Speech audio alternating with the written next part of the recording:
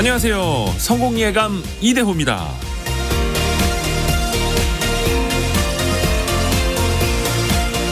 민간 최초의 달 착륙선으로 기대를 모았던 페레그린. 지난 8일 야심차게 발사가 됐는데 기술적 문제로 인해 달 착륙에 실패하게 됐다죠. 아폴로 11호가 처음 달 착륙에 성공했던 게 1969년이었고 1972년 아폴로 17호까지 잇따라 달에 다녀왔는데 오히려 기술이 후퇴했다는 게 참 의아합니다. 달 탐사 도전이 50년 넘게 멈춰섰던 것의 대가가 작지 않은 것이죠. 우리나라에서도 비슷한 일이 벌어지고 있습니다. AI 서버에 들어가는 HBM 고대역폭 메모리 시장에서 삼성전자가 SK 하이닉스에 뒤처지고 있는 건데요. 2023년 HBM 시장 점유율은 하이닉스가 53%를 차지한 반면 삼성전자는 38%에 그쳤습니다. 4세대 최신 제품만 놓고 보면 SK 하이닉스의 점유율은 90%에 육박하고요. 삼성전자는 HBM 2세대, 3세대 시장까지는 주도했지만 이후에는 성장이 제한적일 거라 판단하고 투자를 축소했다고 합니다. 2등이었던 하이닉스는 차세대 제품에 대한 투자를 강화했고 AI 시대를 맞아서 시장을 역전시킨 거죠. 미래 전략과 투자가 한번 멈춰서면 다시 출발해서 성과를 낸다는 게 얼마나 어려운지 여실히 보여주는 사례입니다. 우리 삶에서도 내가 꾸준히 해야 하는데 한동안 멈춰선 것은 없는지 되돌아봐야겠죠. 성공예감 이대호입니다. 출발합니다.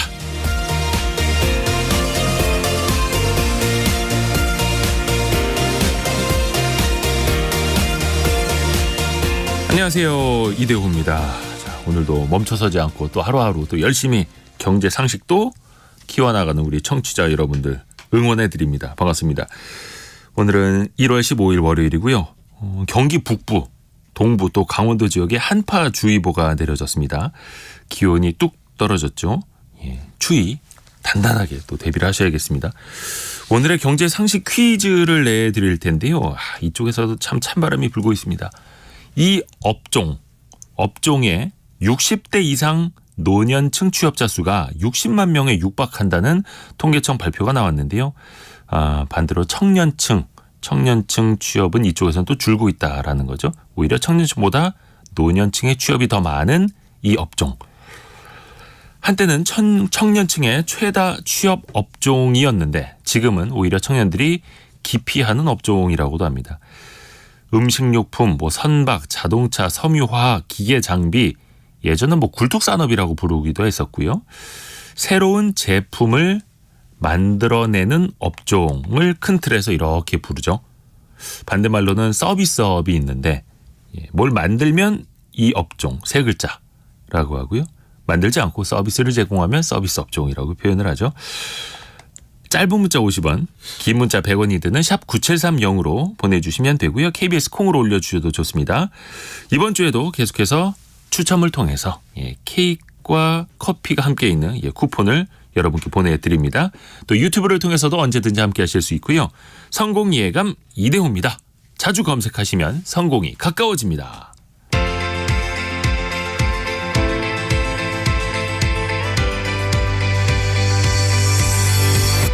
KBS 1라디오 성공예감 이대호입니다.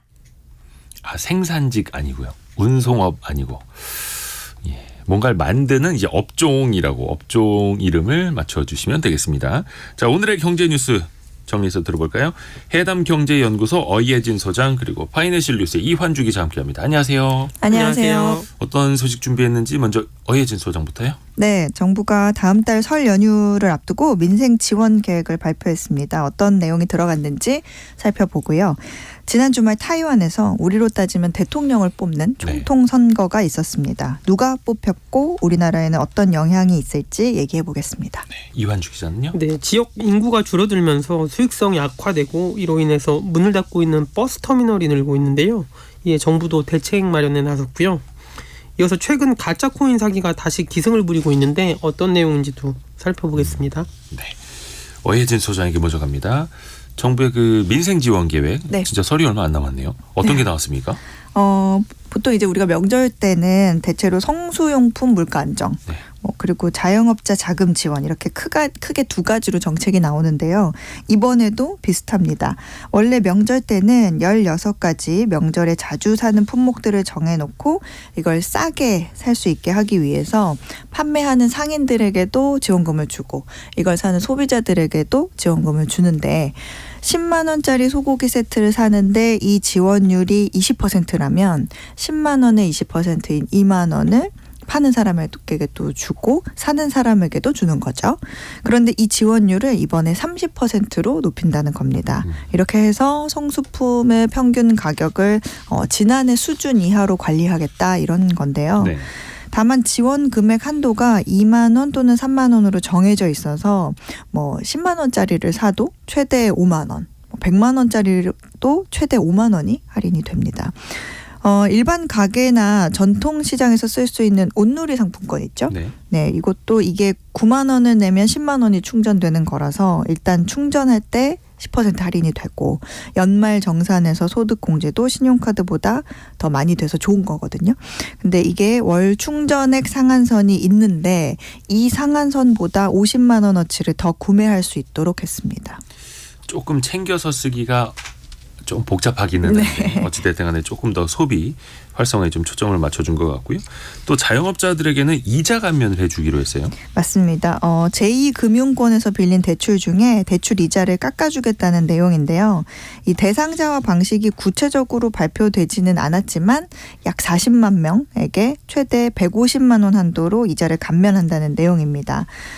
다만 이제 이자 감면액만큼 제2금융권의 금융회사들이 조금 손실을 감안해야 되는 그런 가능성이 큰데 이렇게 정부가 필요할 때마다 이자를 깎아주라고 하고 또 그거를 관철시키는 일이 반복이 되면 금융회사들은 처음부터 이제 이자 정할 때 그런 부분까지 반영해서 조금 높게 매길 수밖에 없겠죠. 어차피 또 정부에서 깎으라고 할 테니까. 맞습니다. 그래서 정부가 언제 어느 수준 정도로 감면을 요구할지 모르기 때문에 심지어는 실제보다 조금 더 많이 부풀려서 받게 될 가능성이 커져서 장기적으로는 오히려 자영업자나 서민들의 금융 환경을 악화시키는 일이 될 수도 있지 않을까 하는 그런 개인적인 생각이 듭니다.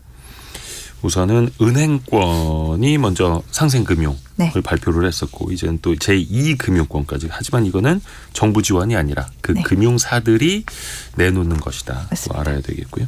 자, 이환주 기자에게 갑니다. 버스터미널, 저도 이용해 본 지 조금 오래됐는데 전국에 문을 닫는 버스터미널이 많아지고 있어요? 예, 맞습니다. 이용객이 줄어들면서요. 지난 5년 동안 전국에 문을 닫은 버스터미널이 총 31곳에 달하는데요. 네. 지역별로 살펴보면 전남이 10곳으로 가장 많고 경북도 6곳, 경기도도 5곳이나 됩니다. 5년 동안이요? 예, 맞습니다. 일례로 이제 경기도 평택의 송탄 시외버스터미널 같은 경우에는요. 지난달 말에 문을 닫았는데요. 이 터미널은 4년 전만 해도 하루에 14개 노선이 왔다 갔다 했고요. 이용객이 1,200명에 달했습니다. 하지만 이제 코로나를 거치면서 철도와 지하철 등 다른 교통수단도 늘었고요. 10개로 노선이 그래서 줄었고 이용객은 10분의 1로 급격하게 줄었습니다. 이렇게 되면서 배차 간격도 느리고 버스도 줄였지만 결국 버스터미널 회사의 수익성이 한계에 다다르면서 문을 닫은 건데요. 또 지난해 11월에는 서울 상부터미널이 38년 만에 폐업을 했습니다. 이보다 앞서서는 경기 성남에 있는 시외버스터미널, 고양이 터미널도 문을 닫았고요. 지방도 인구가 줄어들고 있는 지역이 많은데 네. 인구 감소에 직면한 군 단위에 있는 터미널이 현재 157개에 달합니다. 이 서민의 발이라 불려오던 시외버스지만 이용객이 줄면서 터미널이 폐쇄되고 있고요. 이는 다시 지역 소멸을 가속화시키는 악순환을 초래할 수 있다는 우려도 나오고 있습니다. 그래서 저 어릴 적만 하더라도 어디 멀리 가려면 당연히 시외버스 타고 가는 거라고 생각을 했는데 이제는 또 교통수단도 많아졌고 지역에 따라서 인구도 많이 변하고 있고 그래서 정부는 어떻게 대응하고 있습니까? 예, 국토교통부는 오늘부터 오래된 버스의 사용 기한도 연장해주고요.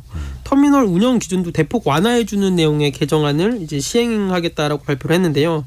먼저 운행 축소 우려가 큰 시외버스, 공항버스 차량은 안전검사를 통과한 차량을 대상으로 사용 연한을 1년 연장해 줍니다.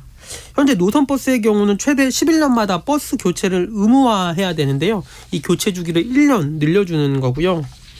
터미널 같은 경우에는 현장 발권이 줄어들면서 최소 매표소 창구수 기준도 줄여졌습니다. 또 무인 발권기를 설치를 하면 유인 매표 창구로 1대1로 인정을 해줘서요. 네. 이제 무인 발권기도 인정을 해주는 비율이 높아졌고요. 또 현재는 일정 면적 기준으로 배차실을 터미널 내부에 설치해야 했는데요. 네. 이것도 이제 사무실 안에 간소하게 설치할 수 있도록 허락을 해주고요. 또 광역버스 운행 거리 기준도 있었는데 이것도 좀 완화를 해줬습니다. 이 밖에도 버스 소화물 운송 규제 제한을 완화를 해주고요. 전세버스 차고지 설치 지역도 완화해줬습니다. 이와 더불어서 운전 자격시험 응시 서류를 간소화해줬고요. 학생 통학용으로 주로 활용 중인 자동차 사용 연한을 최대 11년에서 13년으로 늘려줬습니다. 이 국토부는 이 전국에서 발생하고 있는 버스 터미널의 축소가 이 관련 업계 경영난, 이 민간 회사의 문제뿐만 아니라 네. 국민의 이동권도 저해하는 그렇죠. 복합적인 문제라서요. 규제를 적극적으로 해소해주겠다라는 입장이고요. 다만 인구 감소 문제가 갈수록 심각해지고 있어서 이 근본적인 해결책은 찾기란 쉽지 않아 보입니다. 그렇죠. 그러니까 다른 교통수단 없이 거의 시외버스에 의존하시는 분들도 있을 테니까요. 자, 어혜진 소장에게 다시 갑니다. 지난 주말에 국제뉴스 중에서는 네. 타이완 총통 선거가 가장 큰 이슈였습니다. 맞습니다. 그 결과도 정리해보죠. 네, 미중 갈등 구도에서 본다면 예. 친미 성향이 이겼습니다. 현재 타이완 총통인 차이잉원이 속한 민주진보당의 후보이자 현재 부총통인 라이칭더라는 사람이 바로 차기 타이완의 총통이 된 건데요. 이로써 민진당은 1996년 타이완 총통 선거에 직선제가 도입된 이후 처음으로 3연임에 성공하게 됐습니다. 당초에 이 타이완 총통 선거는 여러 측면에서 굉장히 주목되는 선거였거든요. 일단 미국 중국 갈등 구도에서는 친미 성향이냐, 네. 친중 성향이냐, 그리고 타이완과 중국, 즉 양안 관계에 있어서는 타이완의 독립을 지지하느냐, 중국과의 우호를 내세우면서 하나의 중국을 지향하느냐, 이 선택의 문제였습니다. 참고로 2위에 그친 국민당 허우유이 후보는 중국과 교류하고 또 안정적인 관계를 유지해야만 대만이 발전할 수 있다, 이렇게 주장하는 사람이었는데요. 결과만 놓고 본다면 이 라이칭더 당선자를 뽑은 타이완 국민 40%는 중국과 선을 긋고 민주주의의 독립의 길로 나아가면서 전쟁 리스크를 안고 가는 그런 선택을 한 셈이 됐습니다. 반대로 생각하면 60%는 다른 당을 찍었다는 거잖아요. 이번에 총통 선거와 동시에 치러진 게 입법위원 선거거든요. 우리로 따지면 이제 국회의원 선거격인데 당선자가 속한 민진당이 2위를 차지한 국민당에게 이 의석 한 자리 차이로 제1여당을 내주게 됐습니다. 네. 그래서 라이칭더의 국정 추진 동력이 약해질 수 있다, 이런 의미가 됐는데 지인 중에 그 타이완 사람들이 있어가지고 좀 물어봤더니 나는 타이완 사람이고 타이완의 독립을 지지하지만 우리가 하는 사업이나 뭐 일적인 여러 가지 부분에서 무역, 노동시장 측면까지도 중국과 굉장히 밀접하고 그렇죠. 깊게 연관이 있기 때문에 중국에 무조건적으로 선을 긋는 것도 굉장히 어렵다, 이런 얘기를 하거든요. 그래서 이런 얘기들로 봤을 때 타이완 국민들이 이번에 총통 선거 그리고 입법위원 선거에서 좀 견제와 균형을 택했다, 이런 분석이 나오는 것 같습니다. 그렇죠. 그래서 총통은 친미 성향. 그런데 야당 표를 더 많이 줘서 야당이 더 견제할 수 있는 구도를 또 만들어준 어떻게 보면 이제 대만의 그런 결과가 나왔고, 그런데 일단은 견제를 또 할 수밖에 없기는 한데 네. 중국과 타이완의 갈등이 아이고 그래도 이게 더 계속하지 않겠습니까? 맞습니다. 뭐 미중 갈등도 그렇고요. 리스크가 굉장히 커졌다고 볼 수 있는데 이번 선거 결과에 대해서 미국이 축하 성명을 발표를 했거든요. 그랬더니 중국이 이에 대해서 이거는 하나의 중국 원칙을 위반한 것이다 하면서 항의의 뜻을 밝히기도 했습니다. 축하 성명 하나만 갖고도 네. 그만큼 이제 예민하다는 거죠. 맞습니다. 그 타이완 독립 분열 세력에 심각히 잘못된 신호를 보냈다, 이런 말도 덧붙였는데요. 말씀하신 것처럼 굉장히 선거 결과가 마음에 안 든다는 거겠죠. 중국 입장에서. 예, 이 차기 총통 취임식이 5월 20일이거든요. 네. 그러니까 그 전까지 아무래도 중국이 뭐 경제적으로나 뭐 외교적으로나 군사적으로 좀 아우르는 수단을 좀 총동원해서 타이완을 압박할 수 있다는 전망이 우세합니다.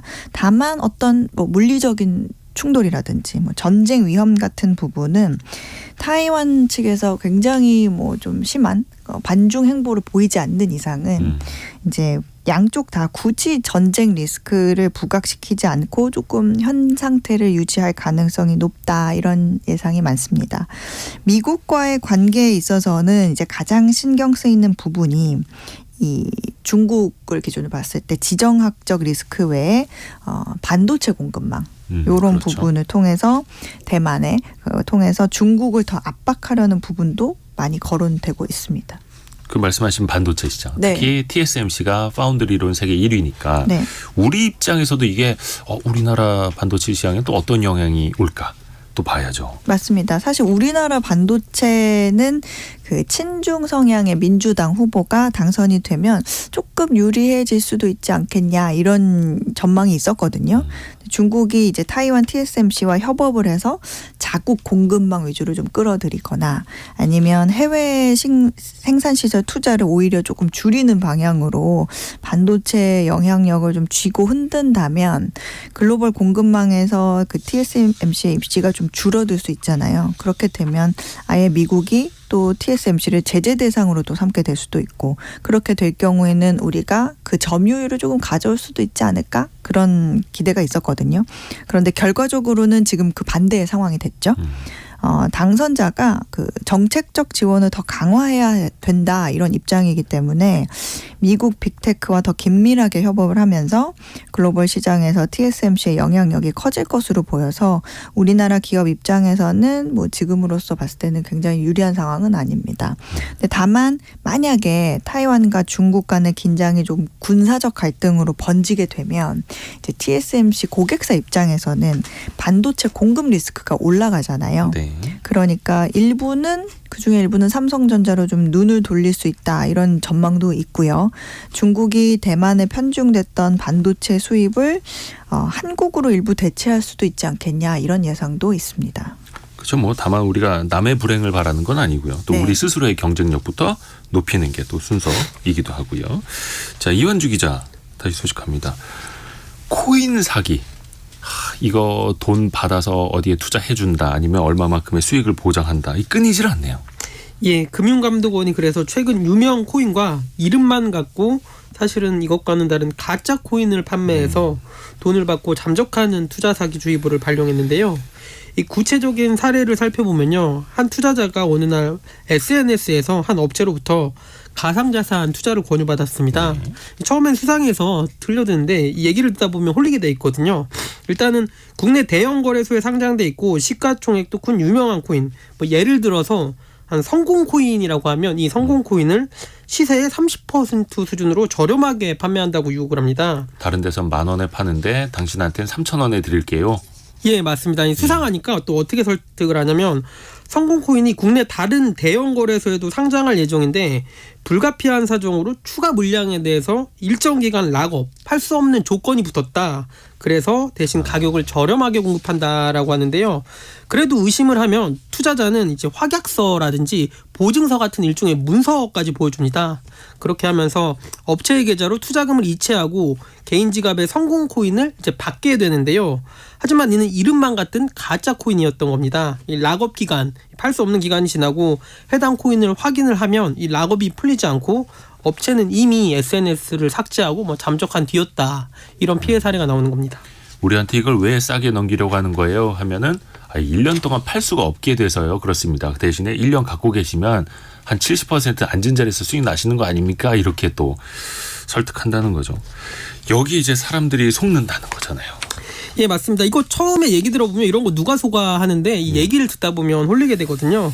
그래서 투자자가 의심을 하면 말씀드린 대로 위조 보증서나 이 원금 보장을 해주겠다라는 확약서 같은 문서를 내밀어요. 이 사람들이 이 문서를 보면 이걸 좀 믿게 되거든요. 또 사기범들은 투자자가 이 개인 지갑을 만들다고 하는 걸 이제 주저를 하면 이게 뭐 다른 네트워크를 사용하고 있어서 개인 지갑을 만들어야 한다라는 식으로 좀 전문적인 얘기를 하면서 투자자를 속였고요. 또 피해자가 투자금을 이체를 하면 일단은 가짜 코인을 개인 지갑에 전송을 해줘서 일단 있는 것처럼 보이니까 투자자가 또 안심을 하게 됩니다. 그리고 안심을 하게 되면 락업이 풀리기 전에 이를 강제로 회수해서 소각하는 방식으로 사기를 친 건데요. 금감원은 이제 거래소에 상장돼서 유동화가 용이한 코인을 시세보다 저렴하게 판매하는 것은 전혀 일반적이지 않다라면서 국내 거래소의 상장 절차가 진행 중이라는 정보 등에 속지 말아야 한다라고 당부를 했는데요. 실제로 신규 코인 상장에 대한 정보는 직원들도 모르는 극비상이거든요. 네. 이 상장 정보를 쥐고 있다는 것 자체가 거짓말이었던 거고요. 또 보증서나 원급 지급 같은 것을 약속하는 확약서도 사기일 가능성이 높은데요. 기본적으로 이 투자 상품을 팔면서 원금을 보장하는 게 불법이거든요. 그렇죠.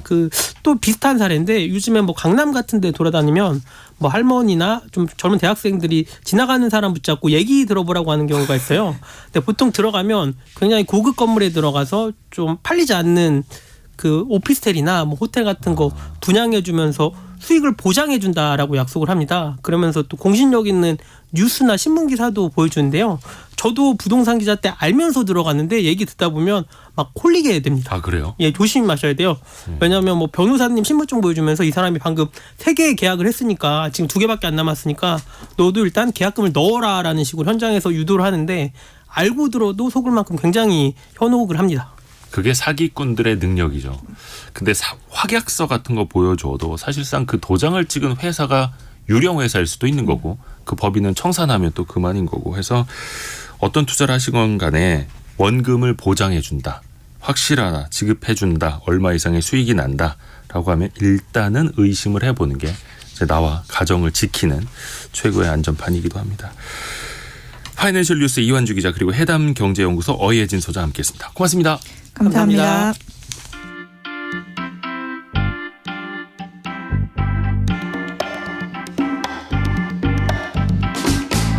지금 여러분께서는 KBS 일라디오 성공예감 2대호입니다를 듣고 계십니다.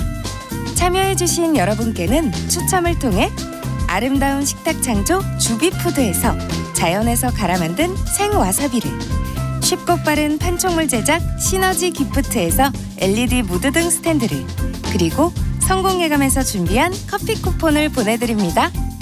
당첨자는 성공예감 2대호입니다 홈페이지에서 확인하세요.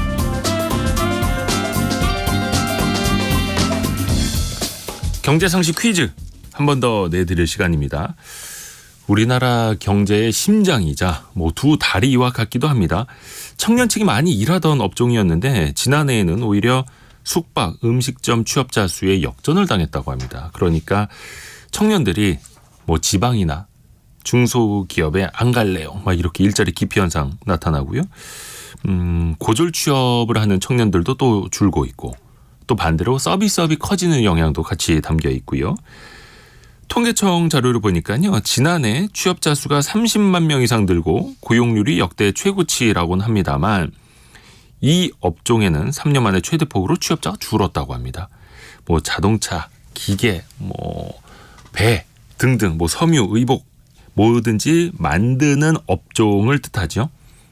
대부분 공장을 또 해외로 이전을 하고 아니면 자동화가 되다 보니까 이 업종의 일자리가 또 늘기도 쉽지가 않은 그런 현실이기도 합니다. 힌트를 좀 드리자면 생산하는 업종, 생산하는 업종을 우리가 생산업이라고 하진 않죠. 다른 말로 세 글자 보내주시면 되고요. 오윤정 님이 힘들게 만들어도 잘 팔리면 좋겠는데 참 힘든 하루하루입니다. 아, 힘드시군요. 사실 만드는 것뿐만이 아니라 잘 파는 것도 중요한데 그렇죠. 오윤정 님도 힘내시길 바라겠고요. 박이루 님. 요즘에 굴뚝 사업이라고 하면 외면받고 있어서 이 업종에 다니는 저는 세 자녀를 책임지고 있는 가장으로서 아쉽습니다. 여기 종사하시는 분들 힘내시고 화이팅 합시다라고 박이루 님 고맙습니다. 그리고 김호수 님이 저도 이 업종에 종사하고 있는데 3D 업종, 3D 업종이라고 해서 구인이 안 되네요. 젊은이는 아예 문의도 없는 상황입니다. 라고 이야기를 해주셨고요. 2754님. 그 KBS 콩으로 보고 계시는군요. 검정 목티에 양복 입은 모습이 배우 같다고. 아, 이게 왜 이런 문자가 눈에 띄지? 고맙습니다. 뭔가 약간 지켜보고 있다 이런 느낌이어가지고 예, 긴장하고 있겠습니다.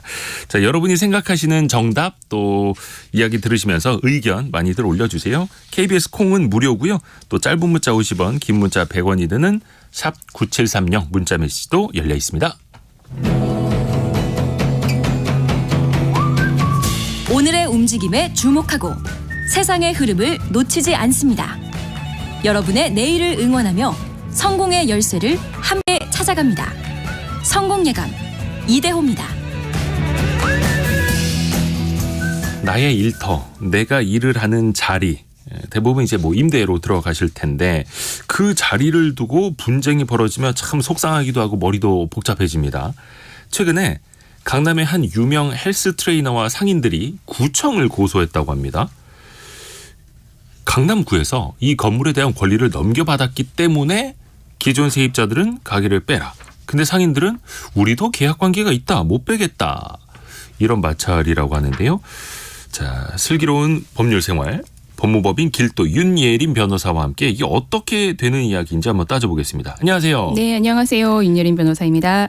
지금 제가 앞에서 살짝 소개해드린 분이 네네. 양치승 대표라고 해서 뭐 연예인들의 헬스 트레이너로 되게 유명해지신 네, 맞습니다. 분이죠. 방송 활동도 많이 하시죠. 근데 이분이 강남구청을 고소했어요. 네, 맞습니다. 이게 어떻게 된 일입니까? 예, 최근 양치승 대표와 같은 상가에서 사업을 하는 상인들이 강남구청을 업무방해 혐의로 고소하였습니다. 네. 근데 우선 이 사건 내용을 좀 살펴봐야지 이 내용이 좀 이해가 되실 텐데요. 예, 강남구 논현동에 강남구청이 관리하던 주차장 부지가 있었어요. 네. 이 부지 위에 개발업체가 2002년에 건물 2개를 건립하면서 20년이 지나면 건물 관리 운영권을 강남구청에 넘기기로 하겠다. 이게 뭐 기부채납이라고 하는데요. 네. 강남구청은 토지를 대여하면서 20년 뒤에는 건물을 받고 개발업체는 강남 노른자 위 땅에 건물을 짓고 20년간 임대업을 할 수 있어서 서로가 윈윈인 아하. 계획이었을 거예요. 네. 그래서 개발업체는 이 주차장 부지 위에 건물 2개를 짓고 임대 사업을 하면서 20년간 건물을 잘 사용하고 2022년 11월, 2023년 8월에 이 두 건물의 관리 운영권을 강남구청에 넘겼어요. 네. 그런데 여기서 문제가 생기죠. 세입자들. 네. 아직 개발업체가 관리를 하고 있던 2018년 양치승 대표는 이 건물에 임대차 계약을 맺고 헬스장을 열게 됩니다. 네. 헬스장이라는 것이 시설공사에 돈이 많이 들고 기구 구입에도 돈이 많이 들어가는 대신에 그렇죠. 오랜 시간 한 자리에서 운영하면서 회원을 안정적으로 유치하면 그 뒤로는 큰 투입 비용 없이 운영되는 업종이잖아요. 네. 양치승 대표도 이 자리에서 오래오래 운영할 생각으로 들어왔겠죠. 예. 상가임대차 보호법에서는 건물주가 임차인의 계약갱신 요구를 10년간 거절할 수 없으니 계약갱신 요구 잘해서 10년간 안정적으로 헬스장을 운영할 계획으로 들어왔을 거예요. 네. 양치승 대표는 개발업체와 임대차 계약을 맺고 헬스장을 운영하고 있었습니다. 그런데 작년에 건물 관리 운영권이 개발업체에서 강남구청으로 넘어가게 되면서 강남구청은 양치승 대표와 다른 상인들에게 나가라. 이제 더 이상 사용할 수 없다라고 하면서 명도소송을 냈습니다. 그러면서 이 건물 입구에 강남구청이 이 건물에서 운영 중인 모든 사업자가 퇴거할 대상 예정이니 입점 업체 이용에 참고하시기 바랍니다라고 플랜카드를 딱 붙여놓은 거예요. 아예 그 고객들에게 네네. 이 업체 오시면 안 됩니다라는 뉘앙스를 그쵸. 준 거네요. 그 헬스장 같은 경우는 몇 개월, 1년 단위로 회원권 끊고 다니면서 또 사실 그쵸. 위치가 어디냐가 또 헬스장 선택의 가장 중요한 요소로 또 작용하기도 그렇죠. 하잖아요. 회원의 입장이라면 언제 어디로 이사할지도 모르는 사업을 그러니까 헬스장을 몇 개월씩 회원권을 끊고 다닐 수 없는 노릇이고요. 양치승 대표에게는 이 플랜카드가 신규 회원을 유치해야 될 업무에 치명적인 방해로 느껴질 수 있었을 거예요. 그래서 강남구청을 업무방해 혐의로 고소한 겁니다. 아니 그러면 이게 2002년부터 2022년까지 20년간 사용하고 그다음에 강남구청에게 넘겨주는 그런 계약이 애초에 있었을 텐데 네네. 다른 상인들하고 양치승 대표는 이걸 몰랐다는 거잖아요. 그럼. 네. 양치승 대표와 다른 상인들은 그 점이 답답하다고 하고 있는 거예요. 사실 건물주가 변경된다 하더라도 임차인이 나가야 하는 건 아닙니다. 네. 건물주가 변경되어도 새 건물주는 특별한 사정이 없으면 임대인의 지위를 그대로 승계한다라고 해요. 그래서 기존 임차인은 건물주가 변경이 되어도 나는 임차권이 있으니까 그 자리에서 계속 장사할 수 있는 거예요. 네. 그런데 여기서 좀 복잡한 것은 강남구청 같은 경우는 그 지방자치 단체잖아요. 네. 이때는 이 강남구청이 관리하는 재산은 공유재산 및 물품관리법에 따라 판단을 해서 요게 공적인 목적으로 사용이 돼야 되는 부분이 있기 때문에 사용 기간 연장을 엄격하게 제한합니다. 그래서 이 공유재산관리법에 따라 관리되는 재산의 경우는 상가임대차 보호법이 적용되지 않습니다. 법이 달라서. 네네. 그래서 왜 관공서 내에 보면은 카페나 문방구 같은 거 뭐 이렇게 조그만 업종들 하시는 분들 계시잖아요. 네. 그런 분들은 사실 10년 동안 영업권을 보장받는 게 아니라 1년, 2년 단위로 입찰을 통해서 사용 허가권을 따내시는 거예요. 입찰에 들어가서. 네네. 강남구청은 작년에 이 건물 관리 운영권을 내가 가지고 있으니 이 공유재산법에 관련해서 임대차 기간 끝났다. 나가라 하면서 명도소송을 제기한 거고, 양치승 대표 같은 경우는 내가 업무를 시작한 지 4년 만에 이거를 알았다면 내가 사업을 시작했겠냐라고 하면서 맞서고 있는 겁니다. 그렇죠. 어떻게 보면 이제 각자 따라야 될 각자의 법률을 보고 있는 것 같긴 한데, 우선적으로 그러면 강남구청은 자기네 이제 법을 따르는 거고요. 네네. 공공기관이니까 애초에 운영권이 2022년에 넘어갈 거다라는 사실을 기존의 임대업체가 좀 알려줬어야 되는 건 아닙니까? 네. 그래서 양시승 대표는 원래 자신과 계약을 했던 개발업체를 사기죄로 고소한 상태입니다. 자신이 4년 뒤에 나가야 된다는 사실을 알려주지 않고 보증금 및 월세를 받았다라고 하는 내용으로 고소를 한 건데요. 해수장은 초기 도입비가 어마어마하게 들고, 그렇죠. 또 양치승 대표는 이 문제의 건물을 지하 1, 2층에 946제곱미터의 면적을 헬스장으로 임차하면서 매월 수천만 원의 월세를 지불한 걸로 알려져 있어요. 네. 뭐 리모델링 과정에서도 수억 원을 투입했다라고 전해지고요.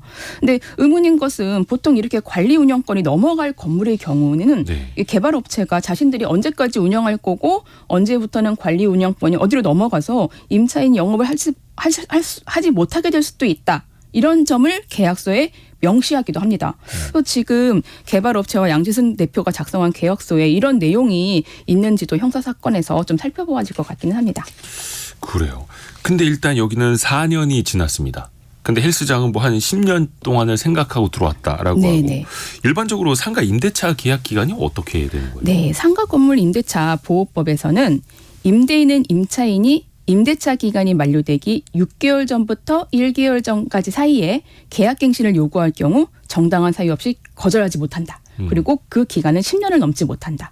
그러니까 계약갱신 청구권을 잘 사용하면은 10년 동안 임차인은 영업을 할 수 있다라고 정해져 있는 게 있고, 네. 또 하나는 또 민법상의 묵시의 갱신이라는 개념이 있어요. 네.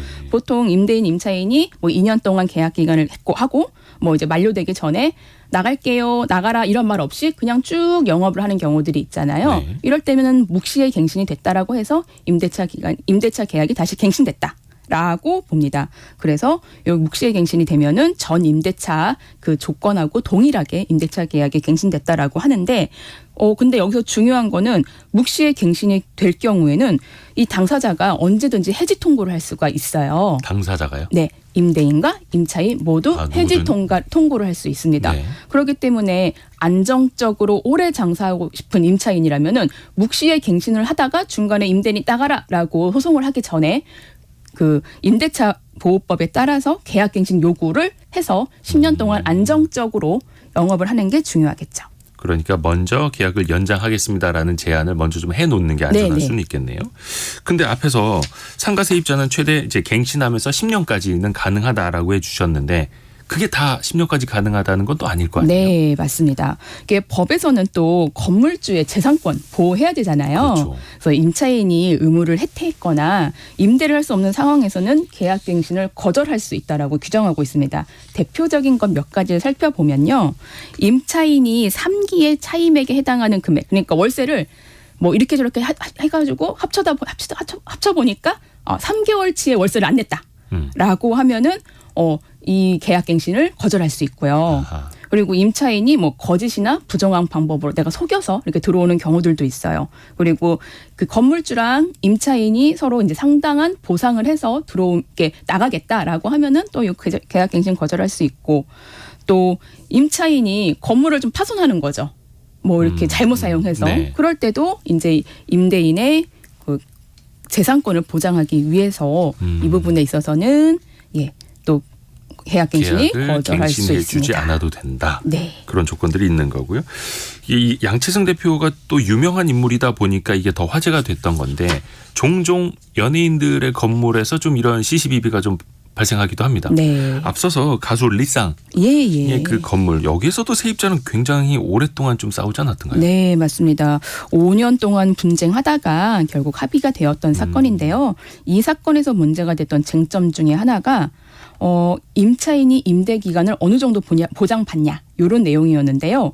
이게 좀 중요한 게 환산 보증금 기준을 초과하냐가 문제였어요. 잠시만요. 환산 보증금이요? 네, 맞습니다. 이게 어떤 건지 좀 설명해 환산 주세요. 보증금이라는 거는 월세 곱하기 100 더하기 보증금을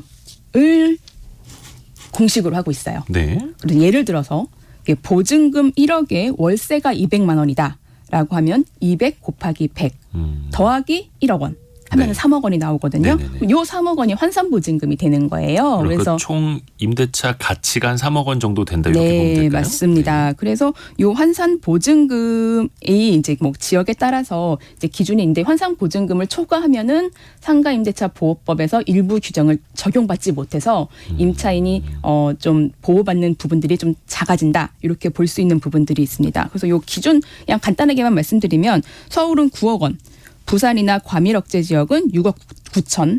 그리고 광역시나 세종시, 경기도 일부 같은 경우는 5억 4천 이렇게 요 환산 보증금액을 초과하면은 일부 이제 보호받지 못하거나 약하게 보호가 되고 있는 규정들이 있어요.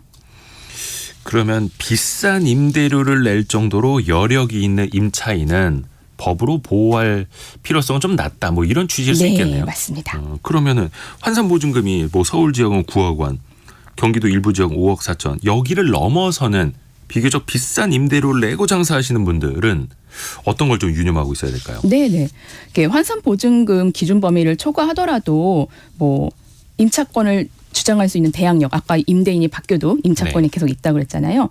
뭐 대항력이나 권리금, 뭐 계약 기간 10년 연장 적용 그런 규정 같은 경우는 적용이 가능해요. 네. 근데 다만 이 계약 해지권이라는 게 좀 있는데요. 그 계약 해지권. 네, 환산 보증금이 기준 범위를 초과하면은, 그러니까 아까 그 서울 같은 경우는 9억 원, 요걸 네. 초과하면은 이 묵시적 갱신에 있어서 건물주와 세입자 모두에게 계약 해지권이 있습니다. 네. 예, 그러니까 만약에 그 환산 보증금 안으로 들어오시는 분들이라면은 임대인은 계약 해지권이 없고 임차인만 계약 해지권이 있는데. 좀 복잡합니다. 예. 네. 그래서 그냥 그런 부분들을 알고 계시면 될 것 같아요. 환산 보증금이 적용이 되면은 꼭 묵시적 갱신이 아닌 계약 갱신 청구권을 사용해서 임대차 기간을 연장해야 된다. 이렇게 이해를 하시고 네. 나중에 어떤 분쟁이 발생할 것 같거나 아니면은 임대차 기간 연장할 때 한번 법을 찾아보시는 게 중요할 것 같습니다. 그러니까 상대적으로 높은 임대료를 내는 사람들은 법으로 좀 덜 보호를 해준다라는 것도 상식적으로 좀 알고 계셔야 될 것 같고요.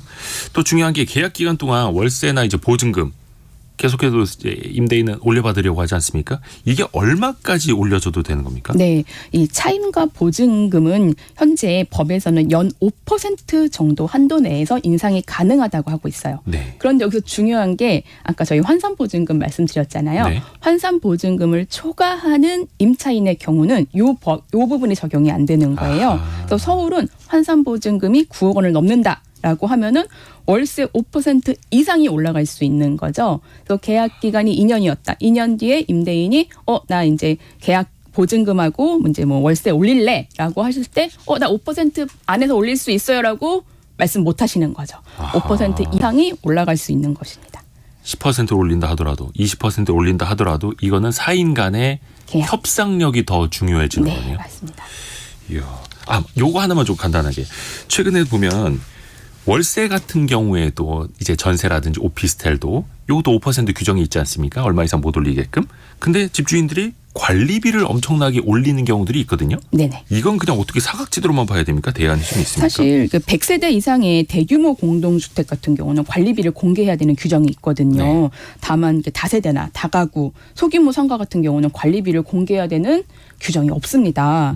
그 상가임대차 보호법에서도 관리비 규정이 없기 때문에 임대인이 일방적으로 과도한 관리비 인상을 요구하면은 세입자는 또 이거를 꼭 지켜야 되는 건 아닙니다. 네. 예, 관리비 인상에 동의를 안 했다는 걸 이유로 임대인이 임대차 계약 해지를 할 수는 없습니다.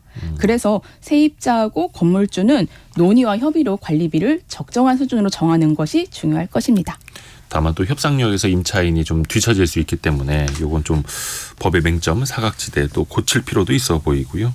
자, 윤예림 변호사 함께했습니다. 고맙습니다. 네, 감사합니다. 라디오 정보센터 다녀옵니다. 북한이 어제 고체 연료 사용 극초음속 중장거리 탄도미사일 IRBM 시험 발사에 성공했다고 밝혔습니다. 한미일 외교당국은 전화 협의를 갖고 북한이 평화와 안정을 위협하고 있다고 규탄했습니다. 이태원 참사와 관련해 김광호 서울경찰청장과 최성범 용산소방서장을 재판에 넘길지 판단하기 위한 검찰 수사심의위원회가 오늘 열립니다.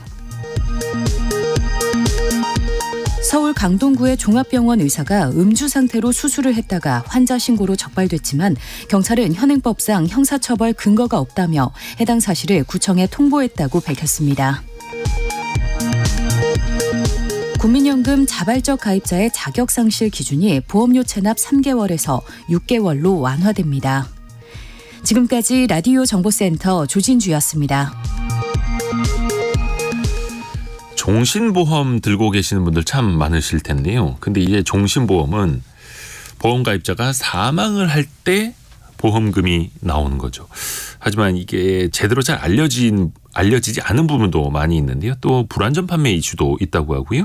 오늘 돈워리 투자백서 시간에 이영주 대표와 함께 이 종신보험에 대해서 다시 한번 파헤쳐 들어가 보겠습니다. 안녕하세요. 안녕하십니까, 이용주입니다. 항상 강조해 주시는 게 네, 종신보험은 죽어야 받는 보험이다. 그렇죠. 사망보험에 가깝다라고 네. 강조를 해 주시잖아요. 네네. 그래서 보험사들이 이거를 또 일각에서는 저축 상품처럼 판매한다. 이 지적도 많이 해 주셨고요. 네, 근데 이런 상황이 어떻게 좀 나아지질 않고 있는 거예요? 그렇죠. 처음에는 사실 판매가 문제인 줄 알았는데 이제 보니 제도도 문제가 있더라. 이런 상황이 발생하는 거거든요. 네.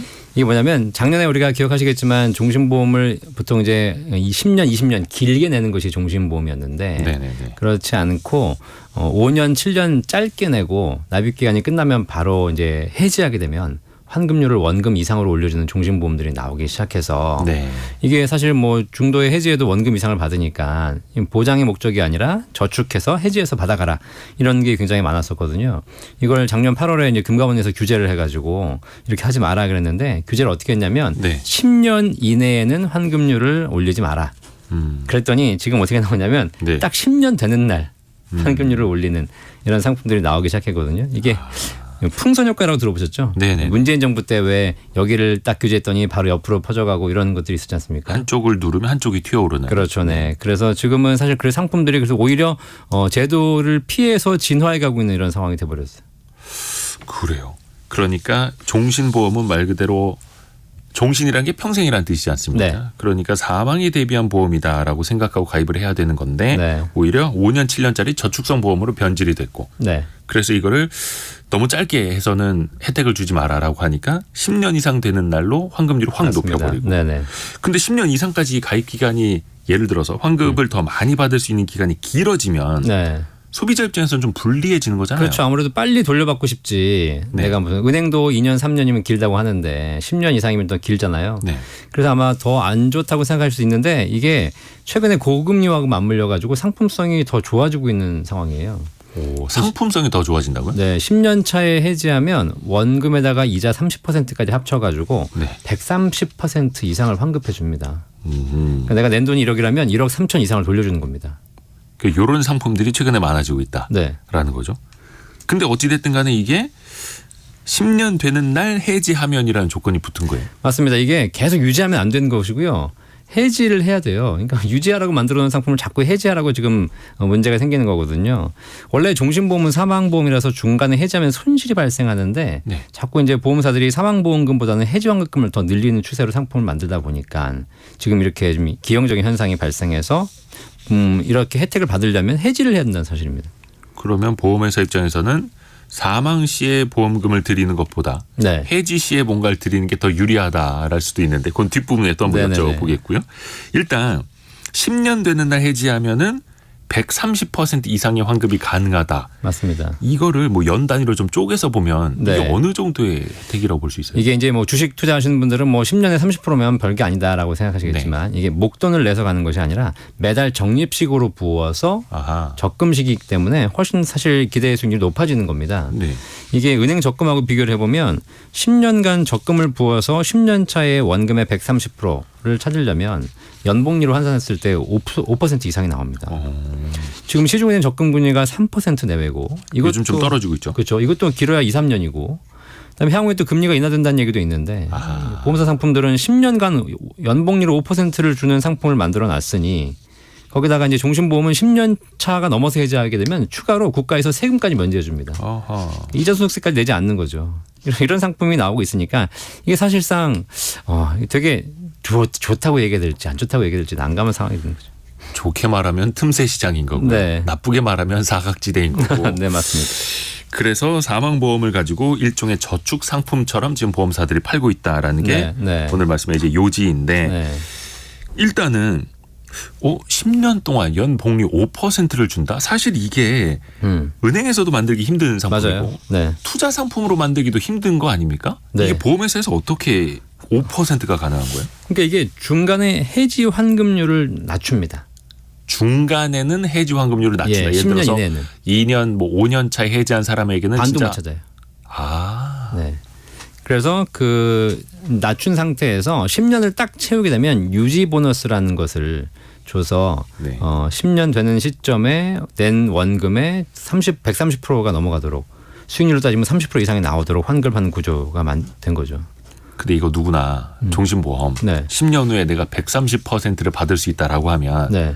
나도 10년 동안 유지할 거야라고만 생각하잖아요. 그렇죠. 5년 6년 차에 해지할 거라고 생각한 사람은 없을 테고요. 맞아요. 그 틈을 좀 노리고 들어가는 겁니까? 예, 보험사? 근데 이 상품이 문제가 뭐냐면 해지 환급률이 너무 낮아버리면 해지를 아예 못하게 되는 상황도 발생해요.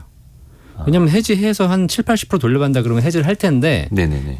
중간에 해지하면 반도 못 찾는다. 그러면 아예 해지율이 생각보다 더 떨어지는 문제도 발생합니다. 내가 손해 보니까 네. 그냥 어찌됐든 간에 10년 동안 갖고 있자 이렇게 된다는 거죠. 네. 근데 종신보험 자체가 네. 보험사 상품 대부분이 그렇습니다만 네. 사업비라든지 그렇죠. 수수료가 일단 많이 들어가는 네, 게 네, 네. 또 기본이지 않습니까? 맞아요. 근데 이 130% 환급을 해준다는 것은 사업비 수수료 다 떼고 주는 겁니다. 떼고 나서 130%. 그렇기 때문에 사실상 이게 해지한 사람들에게는 굉장히 불리한 구조로 돼 있지만 이것이 재원이 되어가지고 나중에 환급률을 인상하는 구조이기 때문에 실제로 만약에 진짜 10년만 내가 안 건드릴 수 있다라고 하게 되면 뭐 굉장히 유리한 구조가 나오긴 나옵니다.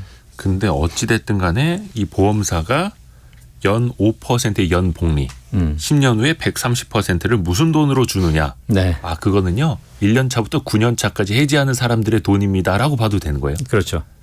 일단 그 구조 자체가 좀 불합리하다라는 지적을 해 주시는 거고요. 구조도 아무래도 불합리하고요. 네.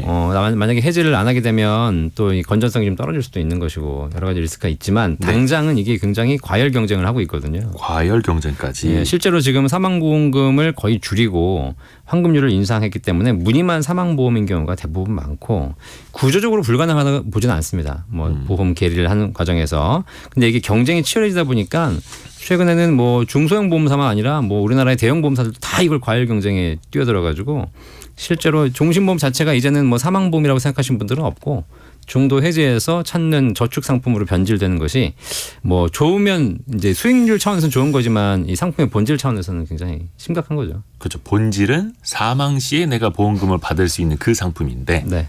그게 아니라 중간에 해지하면 손해. 10년 동안 유지하면은 어떻게 보면 저축 상품보다 더 나은 수익률. 그렇습니다. 네. 그래서 저축 상품이 된다라는 거고. 네.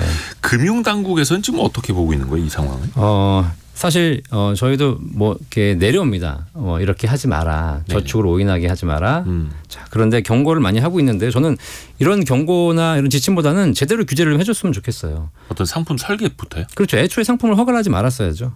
이런 상품을 허가해놓고 그렇게 하지 말라고 이렇게 말만 하게 되면 현장에서는 되게 문제가 심각합니다. 이게 우리가 그런 거잖아요. 부동산 규제 다 풀어놓고 부동산 투기하지 마세요. 그러면 정부 말을 믿고 투기를 안 한 사람이 바보가 되는 거예요. 그러네요. 계속 가격이 올라가고 있으니까. 네네네. 그렇죠. 그래서 지금 종신보험도 마찬가지입니다. 이게 사망보험으로 정상적으로 가입한 사람은 바보가 되고 우리처럼 판매하고 컨설팅하는 사람도 마찬가지. 이걸 저축으로 설명하자니 하지 말라고 하고 정상적으로 설명하면 저만 바보가 되고. 왜냐하면 제가 종신 사망보험이다 얘기하면 고객들이 뭐라고 하냐면 근데 이거 저축이잖아요. 그러니까 종신이니까 20년, 30년 동안 사망에 대비해서 갖고 있는 보험이 아니라 네. 10년 차에 딱 해지를 해야 좋은 보험. 그럼요. 이렇게 된다는 거죠. 네네. 아 이거 많이 변질이 됐는데 보험사들은 이걸 지금 계속 만들고 있다는 게 지금 네. 현실인 거지 않습니까? 왜 계속 만들까요? 사실 제도적인 가장 큰 문제가 있습니다. 이게 뭐냐면 네. 금융회사들의 그 보험사들의 재무 건전성을 평가한 IFRS라는 기준이 있습니다. 회계 네. 기준. 회계 기준. 네, 이게 지금 작년부터 적용되고 있는데 이 평가에서 보장성 보험이 평가에 훨씬 유리하게 돼 있어요. 저축성 보험은 불리하고.